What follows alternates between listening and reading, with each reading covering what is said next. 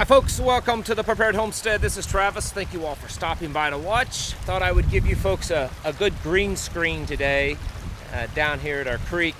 And see how good I'm getting at this green screen? I mean, I even got the trees over here. I feel like a weatherman.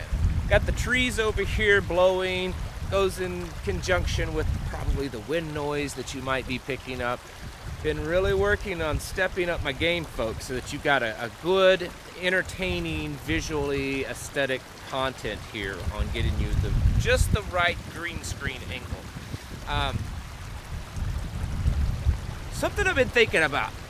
Wife and I have been talking about it, and we've been talking about it both from a spiritual perspective and then also from this perspective of, what's going on in the world today, the, political and just all the things that are happening. And I've come to accept the fact, and I believe this is fact, at least it's my opinion that it is, that folks like you and I are actually a very small few. That there's not very many of us out there that truly, really understand and have a good grasp of what's going on. And I think that it's probably meant to be that way, and with something that we have to start to understand. So I wanted to maybe talk about that a little bit, because I think a lot of people desire to see more people wake up, desire to see more people, stand up and resist, and stand up and call sin, and stand up and say that, that these things are bad and these things are wrong. And I want us to not necessarily give up or hold out from moving ourselves personally forward, thinking that we're just waiting for more people. So that's something I want to talk about. First off, if you're interested in this t-shirt that I myself designed on an FBI list because of this shirt, as the Gadsden and the Come and Take It Texas Gonzales flag and the Betsy Ross flag right there. If you're interested in this t-shirt, there is a link in the description below that you can pick this up. Yes, yours truly did come up with this t-shirt. And if you don't want it, you're not into t-shirts, who cares? Ignore it. I see from both a religious, Bible-believing perspective and from a patriotic, resisting of corrupt, tyrannical government perspective, that there's always kind of this group of people, there's always people that are believing that there's going to be some level of revival.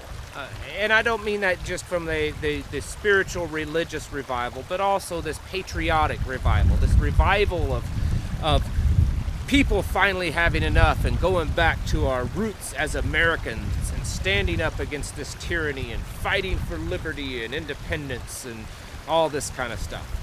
And while I'm not saying that those things won't happen or aren't happening or will never happen, I'm telling you that as the world becomes more wicked, it's probably less likely for a lot of people, at least in mass, to finally start to wake up.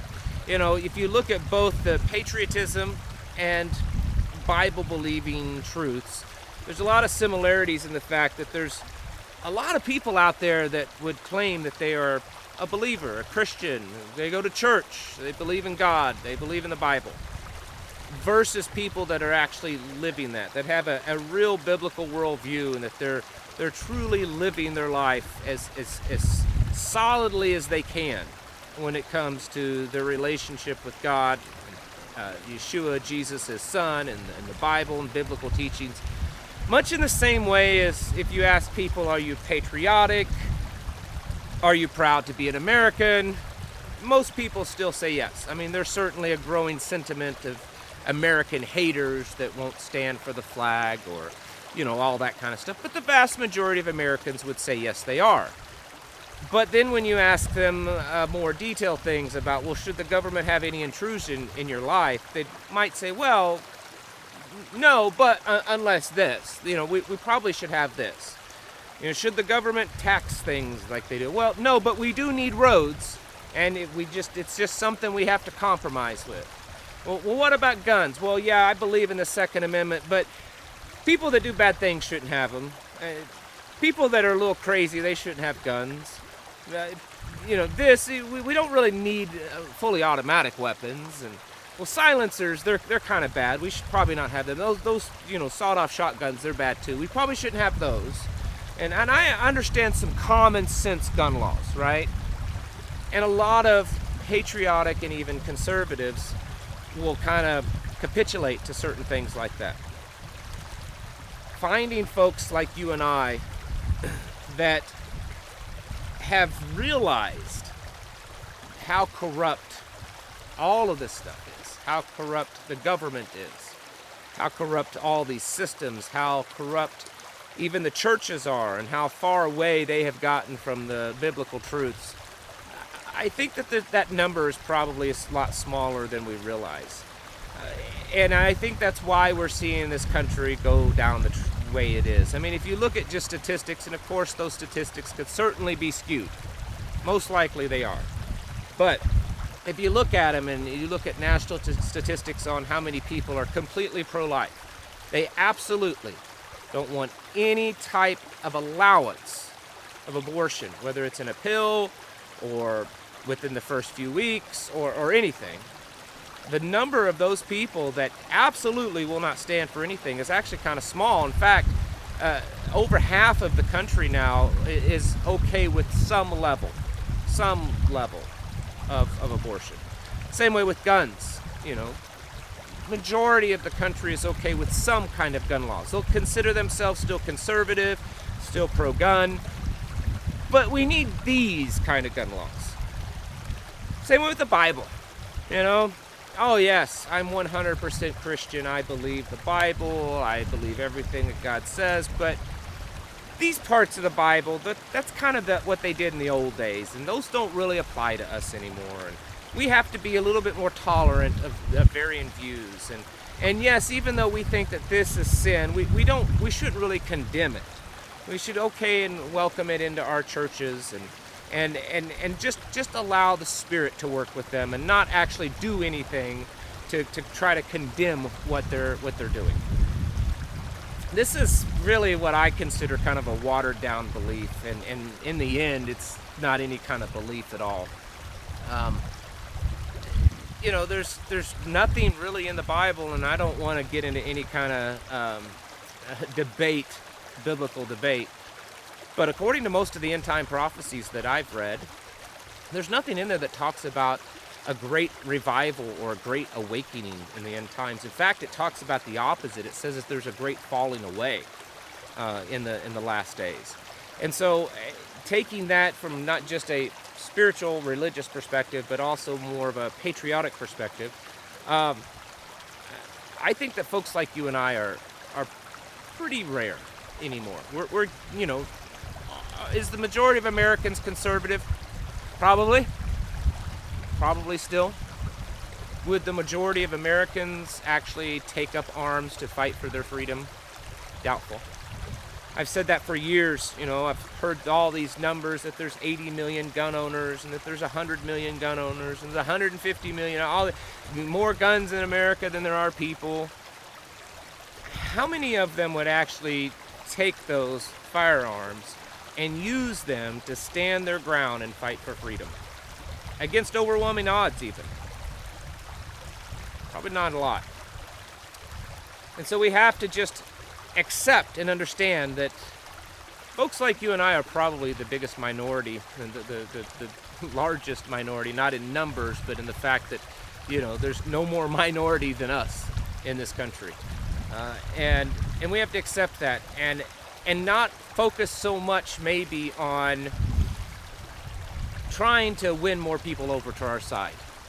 It's getting to the point, especially from a political perspective. I'm not talking at this point maybe spiritually, religiously, but from a political perspective, it's getting to the point that you either probably kind of already are awake or you're just never going to be. I don't know how anyone, and I hate to be condescending or judgmental, but at this point in the game, I don't know how anyone could see everything that's happened and that is happening and accept it as being okay, and then at some point waking up and realizing it's all wrong, unless there's some kind of miraculous spiritual awakening also that happens in their life. Why does this matter? Why do we care? Because I still think that there's enough people out there that are the good people, that they're the really awake people. It's those people that are really, they know what's going on, they understand how corrupt, how evil it is, exactly where we are headed as a people, and yet they're holding back because they're just waiting for more to kind of join the ranks. They're waiting for the rest of their family to kind of get on board. They're waiting for their community. They don't want to do anything. They don't want to push things too far. You know, they don't want to rock the boat and ruffle feathers. They don't want to look too patriotic in their community. They're hoping that there'll be more and others that'll kind of step up so that they're not the only one out there that's waving that flag or that's, you know, preparing in the way that you're preparing. And we can't continually hold back waiting for just the right amount of people to finally join ranks. There's a term that has gotten a lot of negativity over the last few years, and it's a term of 3%er. I'm not on here advocating at all, and I have no affiliation whatsoever with any organization called the 3%ers, because there are various organizations with each state. I'm not here to condemn them, and I'm not here to praise them. I really don't know much about them. But that term originates with our revolution as a nation. See, back in the revolution and prior to that, they estimate that somewhere around 11%, maybe 13% of the colonists were actually in favor of revolting, of seceding, of declaring their independence from Great Britain. But in the end, only about 3% actually did anything. Only about 3% actually fought or actually took up any kind of, arms or defense against Great Britain. And so that's where the term 3%er was coined. That only about 3% of the population in America at that time actually stood up and stood their ground and fought for American independence. And of course we won it with just that 3%. That's a small number. I suspect we're looking at small numbers like that again. And so if you're out there and you're on your own, you hear me talk about community and tribe all the time, and you would love to have that. You would love to know others like you in your area, and you feel that there just aren't any. And there may not be. There may not be. Most of us that have tribes and communities like we do, it's because people have gone out of their way to move to areas to congregate together. If you're out there in an area that's filled with normies, it's possible you may be the only one.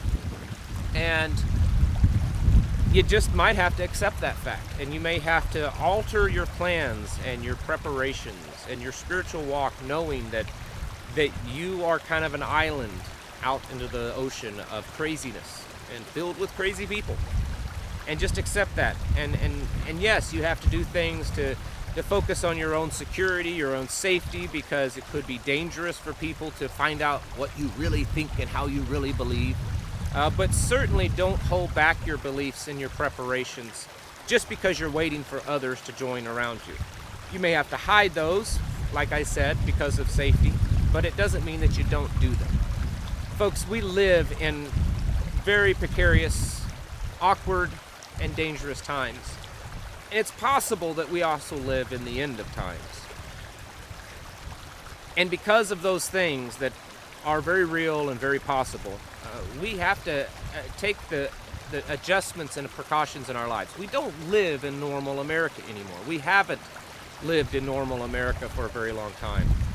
And so folks like you and I, we have to be willing to step out against that grain. I mean, think of Noah, often referred to as the original prepper.